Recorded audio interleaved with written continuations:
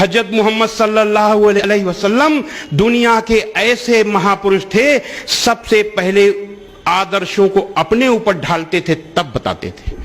تو قرآن مجید کی آیتوں کے، اللہ کے آدیشوں کے انوسار ہی آپ کا جیون تھا۔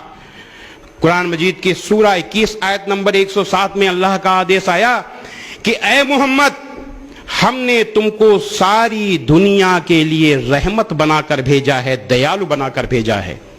ایک بار ایک آپ کے انویائی نے کہا، اے اللہ کے رسول، اپنے بیرودھیوں پر لعنت بھیجئے اور ان کے لیے بد دعا کیجئے۔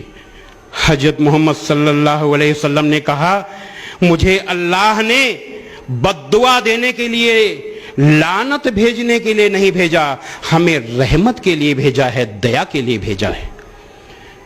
بدر کی لڑائی میں 73 قیدی لائے گئے اور مسجد نبوی کے کھمبے میں باندھ دیے گئے، بندھن کس کے باندھ دیے گئے۔ ایک آپ کے انویائی دیر رات میں اٹھے، انہوں نے دیکھا کہ حضرت محمد صلی اللہ علیہ وسلم مسجد نبوی میں بڑی بے چینی سے ٹہل رہے ہیں۔ انہوں نے کہا کہ اے اللہ کے رسول، آپ نے آرام نہیں فرمایا؟ آپ نے کہا کہ مجھے ان قیدیوں کی تکلیف دیکھی نہیں جا رہی، یہ نہیں سو پا رہے تو میں کیسے سو سکتا ہوں۔ ایسے تھے رحمت، ایسی تھی رحمت آپ کی، ایسے دیال تھے حضرت محمد صلی اللہ علیہ وسلم۔ یہ دیالتا کا نمونہ جو دشمن کو بھی تکلیف سہن نہیں کر سکتا ہو، وہ انسان دنیا میں ایسا کوئی انسان نہیں تھا حضرت محمد صلی اللہ علیہ وسلم کے سوا۔ قرآن مجید کی سورہ 7 آیت نمبر 199 میں اللہ کا حکم ہے کہ اے محمد، معافی کا طریقہ اپناؤ اور بھلائی کا حکم دیتے رہو اور اگیانیوں سے کنارہ کر لو۔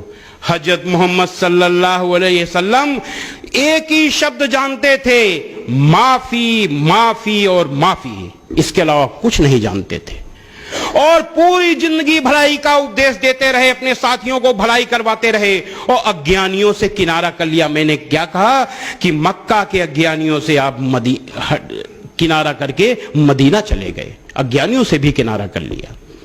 ابو سفیان، آپ کے خلاف جتنی لڑائیاں ہوئیں، ابو سفیان اس کا سیناپتی رہتے تھے۔ ابو سفیان کے نیترتو میں ہی احد کی لڑائی ہوئی تھی، جس میں آپ بہت بری طرح گھائل ہوئے، آپ کے بڑے بڑے انویائی شہید ہوئے۔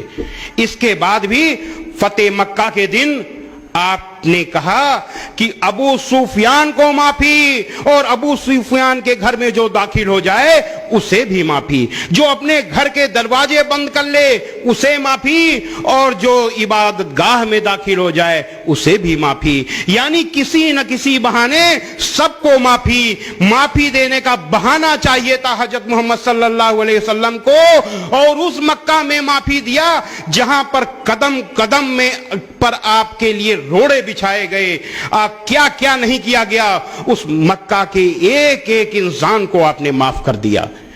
ایسے تھے حضرت محمد صلی اللہ علیہ وسلم۔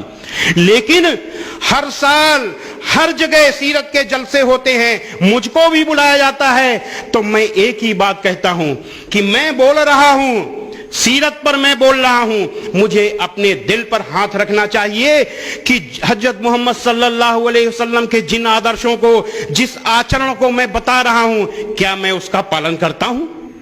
سب سے پہلے تو مجھ کو دیکھنا چاہیے، اس کے بعد جو سننے والے ہیں ان کو دیکھنا چاہیے کہ کیا میں پالن کرتا ہوں اس کا۔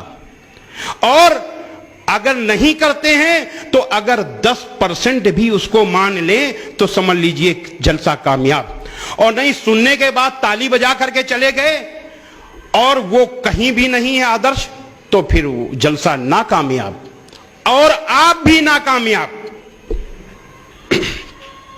حضرت محمد صلی اللہ علیہ وسلم نے اپنے پورے جیون میں لوگوں کو بھلائی سے جیتا، جنگ سے نہیں جیتا۔ حضرت محمد صلی اللہ علیہ وسلم کا نام جہاد سے جوڑ دیا جاتا ہے، جنگ سے جوڑ دیا جاتا ہے۔ یہ سب سے بڑا انیائے ہوا ہے آپ کے ساتھ۔